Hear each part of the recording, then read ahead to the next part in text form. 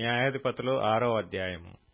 ఇశ్రాయేలీయులు యెహోవా దృష్టికి దోషులైనందున యెహోవా 7 ఏండ్లు వారిని మిద్యానీయులకు అప్పగించెను. మిద్యానీయుల చెయ్యి ఇశ్రాయేలీయుల మీద హెచ్చాయెను గనుక వారు మిద్యానీయుల ఎదుట నిలవలేక కొండలోనున్న వాగులను, గుహలను, దుర్గములను తమకు సిద్ధపరచుకొనిరి.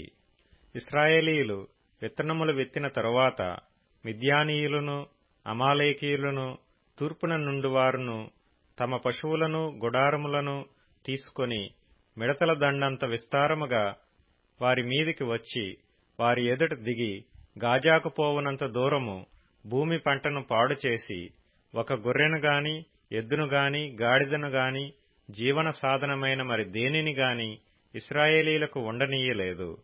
వారును వారి ఒంటెలను లెక్కలేకయుండెను. దేశమును పాడు చేయుటకు వారు దానిలోనికి వచ్చిరి. ఇశ్రాయేలీయులు మిద్యానీయుల వలన మిక్కిలి హీనదశకు వచ్చినప్పుడు వారు యెహోవాకు మొరపెట్టిరి. మిద్యానీయుల వలనే బాధను బట్టి ఇశ్రాయేలీయులు యెహోవాకు మొర్రపెట్టగా యెహోవా ఇశ్రాయేలీయుల యొద్దకు ప్రవక్తనొకని పంపెను. అతడు వారితో ఈలాగు ప్రకటించెను. ఇశ్రాయేలీయుల దేవుడైన యెహోవా సెలవిచ్చినదేమనగా, నేను ఐగుప్తులో నుండి మిమ్మును రప్పించి దాసుల గృహములో నుండి మిమ్మును తోడుకొని వచ్చితిని. ఐగుప్తీయుల చేతిలో నుండియు మిమ్మును బాధించిన వారందరి చేతిలో నుండియు మిమ్మును విడిపించి మీ ఎదుట నుండి వారిని తోలివేసి వారి దేశమును మీకిచ్చితిని. మీ దేవుడనైన యెహోవాను నేనే. మీరు అమోరీయుల దేశమున నివసించుచున్నారు. వారి దేవతలకు భయపడకుడి అని మీతో చెప్పితిని గాని మీరు నా మాట వినకపోతిరి. యెహోవా దూత వచ్చి అబీయెజ్రీయుడైన యోవాషునకు కలిగిన ఓఫ్రాలోని మస్తకి వృక్షము క్రింద కూర్చుండెను.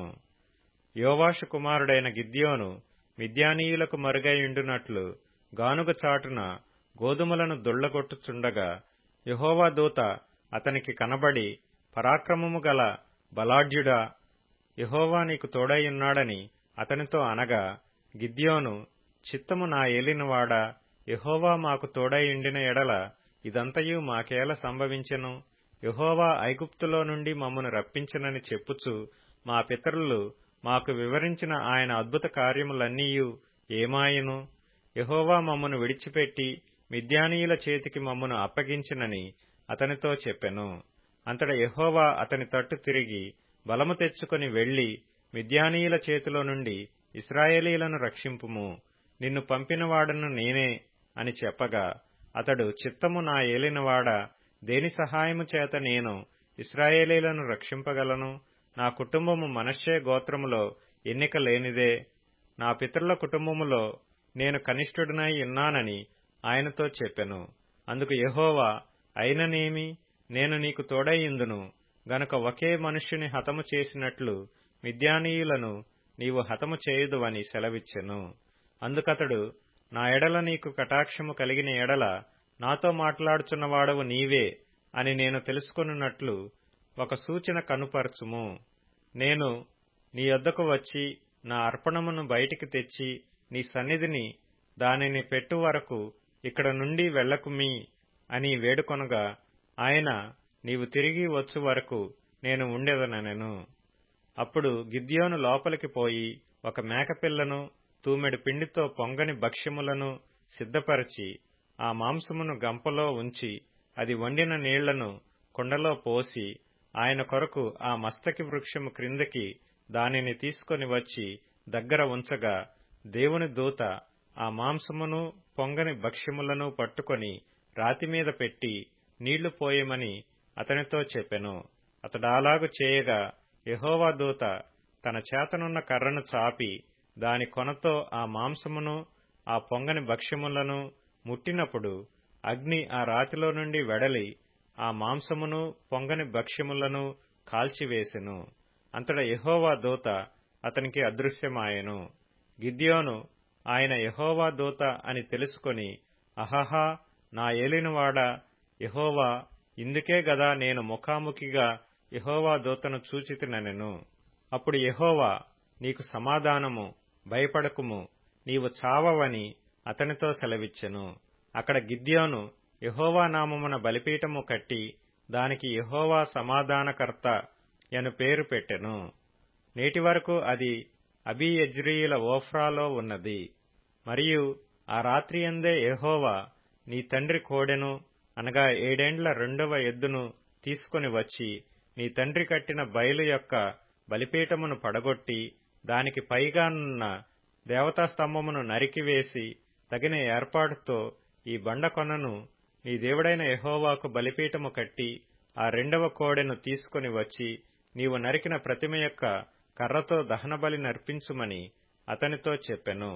కాబట్టి గిద్యోను తన పనివారిలో 10 మందిని తీసుకొని వచ్చి యెహోవా తనతో చెప్పినట్లు చేసెను. అతడు తన పితరుల కుటుంబమునకును ఆ ఊరి వారికిని భయపడినందున పగలు దానిని చేయలేక రాత్రివేళ చేసెను. ఆ ఊరివారు వేకువనే లేచినప్పుడు బయలు యొక్క బలిపీఠము విరుగగొట్టబడి ఉండెను. దానికి పైగానున్న దేవతాస్తంభమును పడద్రోయబడి ఉండెను. కట్టబడిన ఆ బలిపీఠము మీద ఆ రెండవ ఎద్దు అర్పింపబడి ఉండెను. అప్పుడు వారు ఈ పని ఎవరు చేసినదని ఒకనితోనొకరు చెప్పుకొనుచు విచారణ చేసి వెదకి యోవాషు కుమారుడైన గిద్యోను ఆ పని చేసినట్టు తెలుసుకొనిరి. కాబట్టి ఆ ఊరి వారు నీ కుమారుడు బయలు యొక్క బలిపీఠమును పడగొట్టి దానికి పైగానున్న దేవతాస్తంభమును పడద్రోసిన గనుక అతడు చావవలెను, వానిని బయటికి తెమ్మని యోవాషుతో చెప్పగా, యోవాషు తనకు ఎదురుగా నిలిచిన వారందరితో, మీరు బయలు పక్షముగా వాదింతురా, మీరు వాని రక్షించుదురా? వాని పక్షముగా వాదించువాడు ఈ ప్రొద్దుననే చావవలెను. ఎవడో వాని బలిపీఠమును విరగగొట్టెను గనుక వాడు దేవత అయినందున తన పక్షమును తానే వాదించవచ్చును. ఒకడు తన బలిపీఠమును విరగగొట్టినందున అతనితో బయలు వాదించుకొననిమ్మని చెప్పి ఆ దినమున అతనికి యెరుబ్బయలను పేరు పెట్టెను. మిద్యానీయులందరును అమాలేకీయులందరును తూర్పు వారందరును కూడివచ్చి నది దాటి యెజ్రెయేలు మైదానములో దిగగా యెహోవా ఆత్మ గిద్యోనును ఆవేశించెను. అతడు బూర ఊదినప్పుడు అబీయెజెరు కుటుంబపు వారు అతని యొద్దకు వచ్చిరి. అతడు మనష్షీయులందరి యొద్దకు దూతలను పంపగా వారును కూడుకొని అతని యొద్దకు వచ్చిరి. అతడు ఆషేరు, జెబూలూను, నఫ్తాలి గోత్రముల వారి యొద్దకు దూతలను పంపగా వారును కూడిన వారిని ఎదుర్కొనుటకు వచ్చిరి.